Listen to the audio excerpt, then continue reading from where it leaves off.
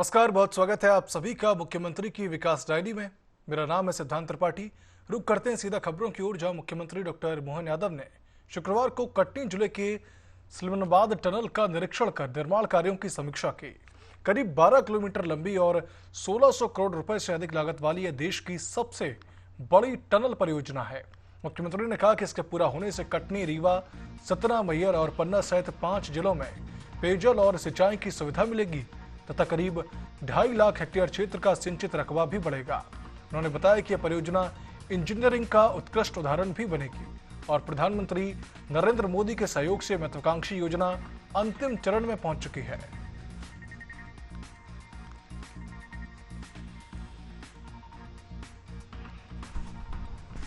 2015 तक कुल 1406 metre tunnel बोरी होने से टनल निर्माण की गति बढ़ाने के लिए, लेकिन जब 2016 से अपस्ट्रीम छोर से दूसरी मशीन जर्मनी की एच के चालू करा के टनल पर काम प्रारंभ हुआ, तो इंजीनियर, टेक्नीशियन, मजदूर सुरक्षा के मानकों में कई प्रकार की चुनौती बढ़ती गई। लेकिन दोनों तरफ से जब तक टनल पूरा नहीं करेंगे, ये एक चुनौती थी।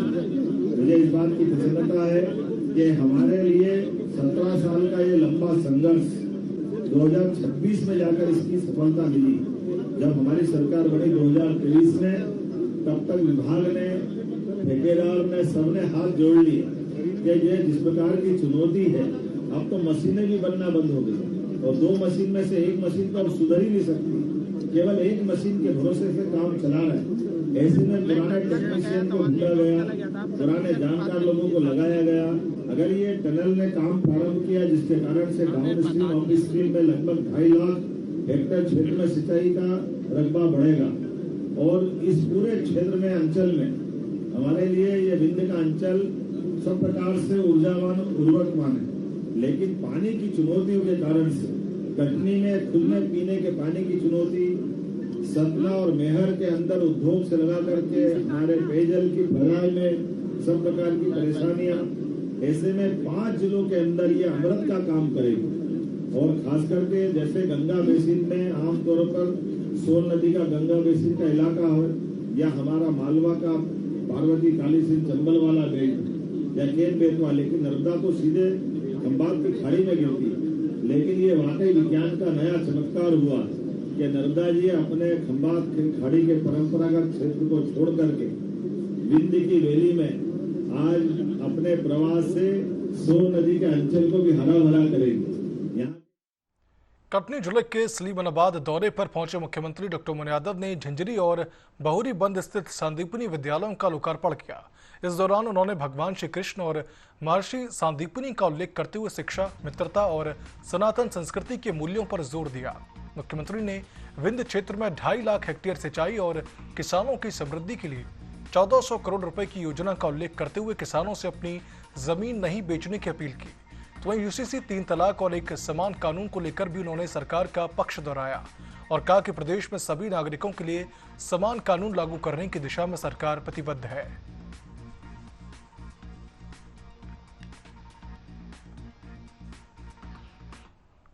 आज यहाँ वाकई विज्ञान का चमत्कार भी हुआ है। जिला पंचायत के अध्यक्ष सबके लिए जोरदार पूरे मंच के लिए और आप सबका भी दोनों हाथ जोड़कर अभिनंदन करता हूँ, आपका प्रणाम करता हूँ। जब मैं आपके बीच ये बच्चों के लिए भगवान कृष्ण का वो सांदीपनी काल का शिक्षा अध्ययन का मार्ग, भगवान कृष्ण ने कंस को मारने के बाद शिक्षा की महत्ता क्या है, इसलिए मथुरा से लेकर उज्जैन सांदीपनी आश्रम आए और शिक्षा ग्रहण की और उस काल की शिक्षा भी ऐसी शिक्षा जो आज भी हमको शिक्षा देती है। भगवान कृष्ण ब्राह्मण की भक्ति अगर कहीं हुई है तो सांदीपनी आश्रम में हुई है। वो सांदीपनी आश्रम जो शिक्षा के लिए 64 कला, 14 विद्या, 4 वेद, 18 पुराण, सभी प्रकार के अस्त्र शस्त्रों के साथ एक परिपूर्ण मानव बनाने के लिए भगवान कृष्ण को श्री कृष्ण बनाया। जोरदार अपने उस दोनों की अपील के लिए मुख्यमंत्री डॉक्टर मोहन यादव अमृत भारत योजना के तहत पुनर्विकसित टीकमगढ़ रेलवे स्टेशन के लोकार्पण कार्यक्रम में शामिल हुए। उन्होंने कहा कि प्रधानमंत्री नरेंद्र मोदी ने देश के 20 राज्यों के 75 से अधिक रेलवे स्टेशनों का लोकार्पण किया है, जो कि भारतीय रेलवे के अमृतकाल का प्रतीक है। मुख्यमंत्री ने कहा कि देश भर में रेलवे स्टेशनों का आधुनिकीकरण तेजी से हो रहा है और हाइड्रोजन ट्रेन की शुरुआत भारत के लिए ऐतिहासिक उपलब्धि है, जिससे देश दुनिया के चुनिंदा देशों की श्रेणी में शामिल हुआ है।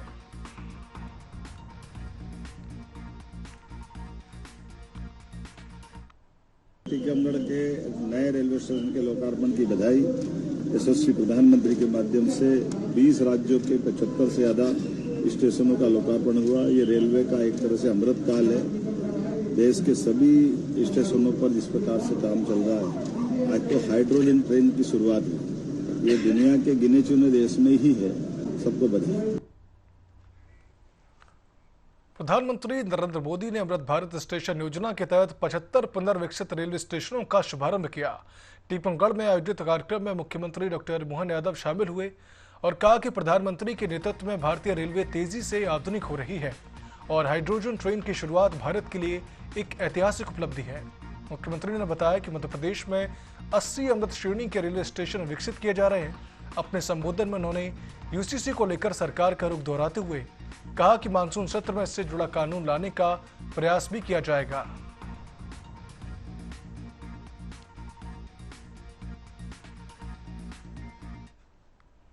बोले भारत माता की, भारत माता की।